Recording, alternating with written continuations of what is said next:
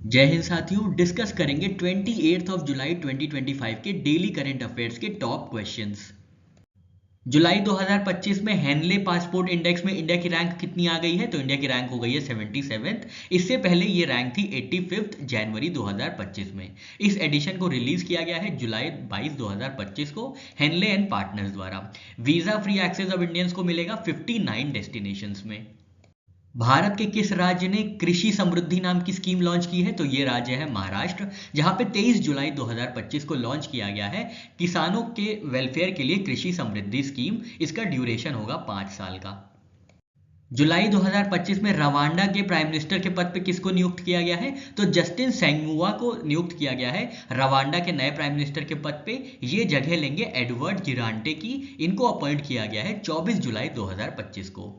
जुलाई 2025 में टर्की द्वारा अनवील किए गए नए हाइपरसोनिक बैलिस्टिक मिसाइल का क्या नाम है? तो टाइफून ब्लॉक 4 नाम है टर्की द्वारा हाइपरसोनिक बैलिस्टिक मिसाइल का, जिसको हाल में ही अनवील किया गया है। जुलाई 2025 में इंडियन ओलंपिक एसोसिएशन के फुल टाइम सीईओ के पद पे किसको नियुक्त किया गया है? तो ये है रघुराम अय्यर, जिनको नियुक्त किया गया है इंडियन ओलंपिक एसोसिएशन के फुल टाइम सीईओ के रोल में 24 जुलाई 2025 को। ड्राउनिंग प्रिवेंशन डे 2025 की थीम क्या है? तो इसकी थीम है your story can save a life, और इसको हर वर्ष मनाया जाता है 25 जुलाई को। वर्ल्ड ड्राउनिंग प्रिवेंशन डे हर वर्ष 25 जुलाई को मनाया जाता है।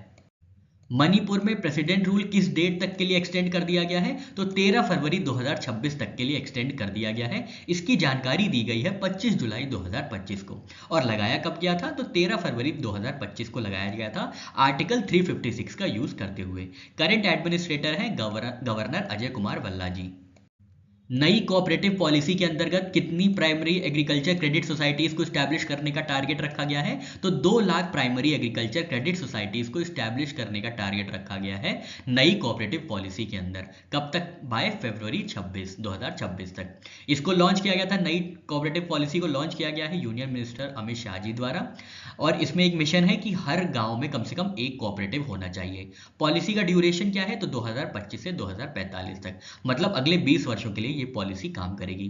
पहली कोऑपरेटिव पॉलिसी लॉन्च की गई थी 2002 में। टारगेट की बात करें तो पहला टारगेट हमने देखा 2 lakh primary agriculture credit societies का। दूसरा टारगेट है 2034 तक कोऑपरेटिव सेक्टर का जीडीपी में कंट्रीब्यूशन ट्रिपल करना।